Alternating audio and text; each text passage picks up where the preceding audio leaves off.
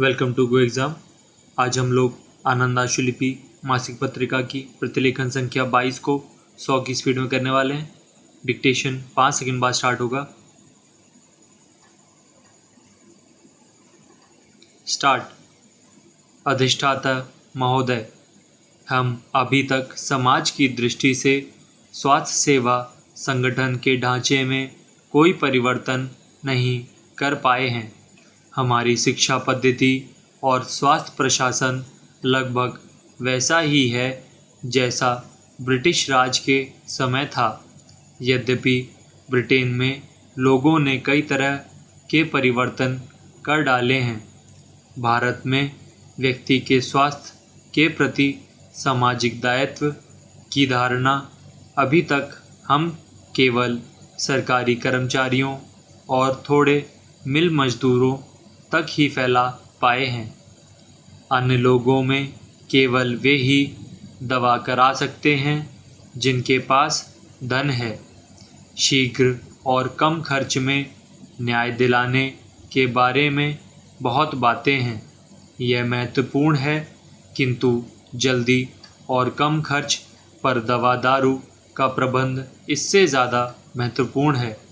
समाजवादी देशों में इस क्षेत्र में सराहनीय काम हुआ है। सोवियत रूस और पूर्वी यूरोप के देशों में स्वास्थ्य सेवा सबसे उत्तम है, विशेषकर बच्चों और माताओं के लिए।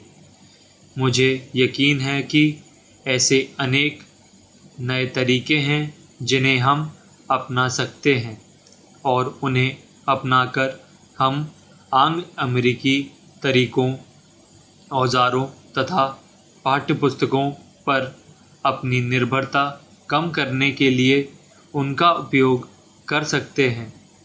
सोवियत रूस से चिकित्सा क्षेत्र में सहयोग प्राप्त करके अच्छी शुरुआत की गई है तथा साथ ही दवा बनाने तथा चीर-फाड़ के औजार निर्माण के क्षेत्र में भी वहाँ से सहयोग प्राप्त किया जा रहा है।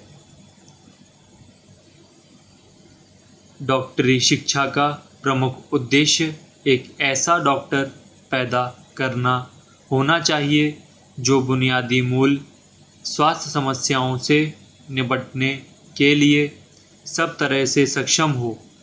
निसंदेह उनमें से कुछ लोग चुने हुए क्षेत्रों में विशेषज्ञता भी हासिल करेंगे।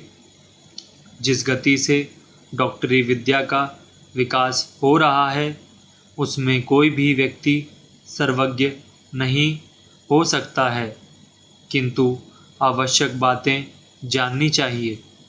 इससे विशेषज्ञों का काम अधिक उद्देश्यपूर्ण होगा। हमें अपने मूल काम से इधर उधर नहीं हटना है। विकसित देशों में चिकित्सा की प्रमुख समस्याएं संपन्नता और दीर्घ जीवन से उत्पन्न हुई हैं, जबकि हमारे यहाँ की समस्याएं गरीबी और उपेक्षा की हैं। हर देश को अपनी आवश्यकता के मुताबिक प्रशिक्षण एवं अनुसंधान की व्यवस्था करनी चाहिए। हमारे पास धन और जन के जो थोड़े से साधन हैं, उनको अपनी आवश्यकताओं की पूर्ति में लगाना चाहिए। आधुनिक चिकित्सा बहुत ज़्यादा विकसित है। इसे चमत्कारिक भी कहा जा सकता है। अनुभव के आधार पर कहा जा सकता है कि अनुसंधान में किसी भी तथ्य को नज़रअंदाज नहीं किया जा सकता। स्टॉप।